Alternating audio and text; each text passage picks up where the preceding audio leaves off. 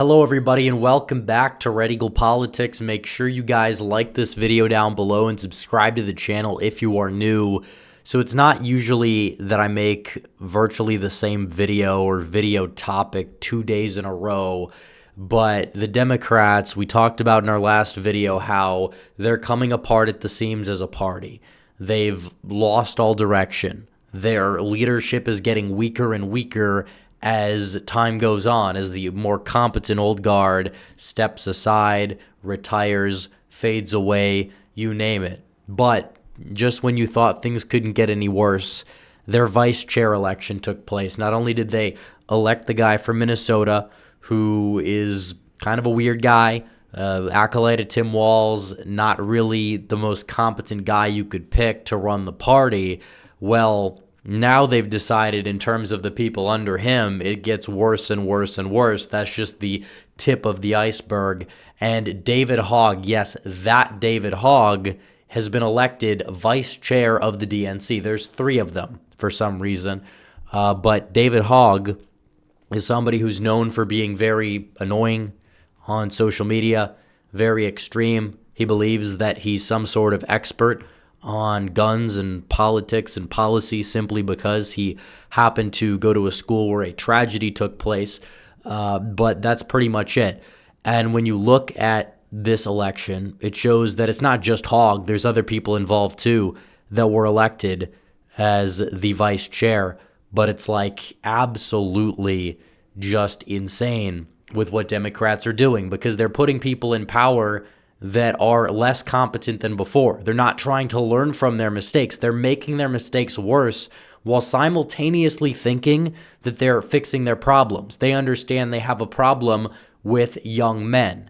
And they think because David Hogg is young, and David Hogg is, I guess, a male, barely, but they think that that's going to be good enough to resurrect their party among young men, when in reality it's going to make things worse overall, because he's somebody that is part of the problem, not part of the solution, and they're deciding to double down. I mean, you talk about competency and the recruits for like the midterms, for example. David Hogg is somebody who actively opposed Mary Peltola in Alaska, because Alaska is a pro-gun state. If you want to be a Democrat win statewide in like an R+13 state like Alaska, you can't be one of these anti-gun radicals. But because she wasn't one of them, he basically didn't want to help her whatsoever, did everything he could do basically to tell people not to vote for her. And as a result, she barely loses, and Democrats could have held a House seat in Alaska, and they didn't. He actually helped elect a Republican with his own incompetency, so we appreciate him for that. I think this is a really good thing that they're elevating people like David Hogg. There's a few other people in here. Artie Blanco, not really somebody who is all that either. They got the most votes, but also Malcolm Kenyatta is another crazy person. And you see what happened when he got nominated for the Auditor General election in Pennsylvania, which is a lower profile race. Usually you don't see massive underperformances down ballot, but Timothy DeFore beat him by over 5 percentage points in Pennsylvania. He actually outran Trump in the state by 4 points. Just because his opponent was extremely weak. And that's with like the Libertarian Party and Constitution Party taking away like 3% of the vote away from DeFore. Kenyatta couldn't even get 46% in Pennsylvania. Basically his claim to fame is being a black gay Democrat. And that's also why they're elevating these people into positions of power, because again, it's DEI. They're not putting competent people in charge. They're putting people in charge that can check as many identity boxes as possible. And again, it's just a middle finger in the face of meritocracy. And the majority of America still does believe in meritocracy as it stands today. And they think this is some winning issue because, Donald Trump opposes DEI, that we have to double down on it, and that's going to help us win. No, it doesn't work that way, especially because Donald Trump is not a uniquely unpopular political figure. He never really was, but you look at where it stands right now, he's like at 50% approval plus. The percent of the American public that disapproves of him is in like the 40s.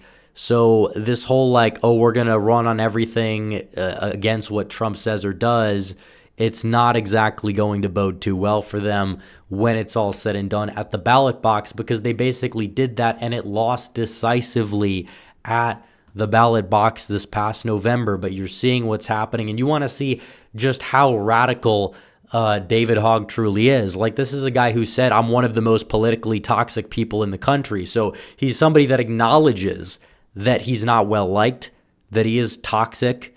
He says any politician doing anything with me is in effect committing political suicide. Well, now he's in charge of the Democrat Party, and you kind of see that. So he's self-aware to an extent. This is the same guy who ran a pillow company because he thought he could compete with Mike Lindell's My Pillow, and it just completely flamed out. It was a total disaster. And this is the same guy that's going to be helping lead the Democrat Party in like that number 2 slot. He's in the second tier there among other incompetent lunatic activists. The same guy said abolish ICE, defund the police, says that the NRA needs to be designated a terrorist organization, basically just going on and on and on, and just trying to say, oh, Biden's going to win the 2024 election. He didn't even make it to the final stage of the 2024 election. So you see how this guy operates. He's not a very competent guy. And this is the Democrat Party now. This is what they've become. And he is somebody who's extremely anti-gun, anti-Second Amendment, to the point where anyone who's like moderate on the issue, if this is the direction the Democrats are going to go in, well, that's going to turn off a lot of people. It's not like he goes about it the right way either. He's going out there basically saying, oh no, there's no right in this country to own a gun, and like misinterpreting the Second Amendment like a lot of these people have. Even a lot of liberal judges don't even agree with his take on it. That's how bad it is. But, this is just not even the tip of the iceberg, even in terms of how incompetent the Democrats are, how they just can't learn anything from their past mistakes. They can't. I mean, on top of it, the same guy that they put in power spent millions spamming Democrat donors without spending much on helping them win, and obviously celebrating Mary Peltola losing, making sure that she lost. So if anything, he's helping Republicans. And Democrats used to have the high ground regarding whatever they would call candidate quality, even though a lot of their candidates really weren't all that. They were fake moderates, whatever. They knew how to play ball. Now it seems like they're coming apart at the seams. This is the same party that couldn't recruit Gary Peters to run for re-election, to the point where they're going to replace him with Pete Buttigieg and possibly flip Michigan Senate seat in a Trump midterm. On top of it, they couldn't get the more moderate mayor of Detroit to run for governor as a Democrat, where he very likely would have won against a Republican. Now it's a three-way race where a Republican is probably favored, unless anything changes, to win the governorship in the state of Michigan. And on top of it, Republicans are actually nabbing their top recruits in 2026. You're seeing that with people like Scott Brown in New Hampshire. And Democrats, on the other hand, they're not really getting their top recruits in the places where they actually need. Jared Golden doesn't seem like he wants to run for Senate. It seems like he's going to run for governor. So not only is Maine going to have like an actual moderate governor, they're also likely going to see Susan Collins win re-election. And on top of it, they're likely, in my opinion, going to go out there and flip Jared Golden's House seat. So already, out of the gate, it's not looking too good for the Democrats for 2026 even, let alone 2028. And they just think that opposing everything Trump does and putting all their crazy people in power is going to be enough. That is not how it works. We've seen this movie before, and they're just not learning. They don't understand that they live in a bubble. They live in a cult, this whole woke nonsense.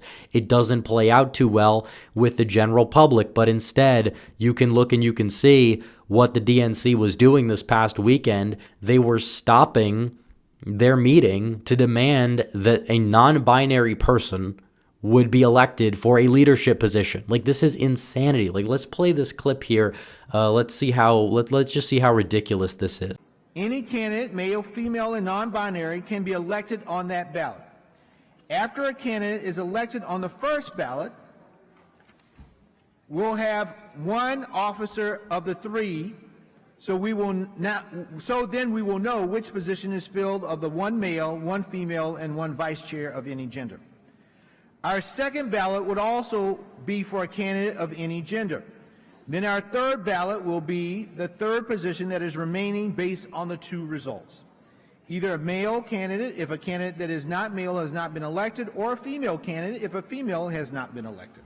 So basically, they want there to be a quote-unquote non-binary person in their leadership, and they're still prioritizing this sort of thing in 2025 after they lost in part because of dying on the weirdest hills, the weirdest issues.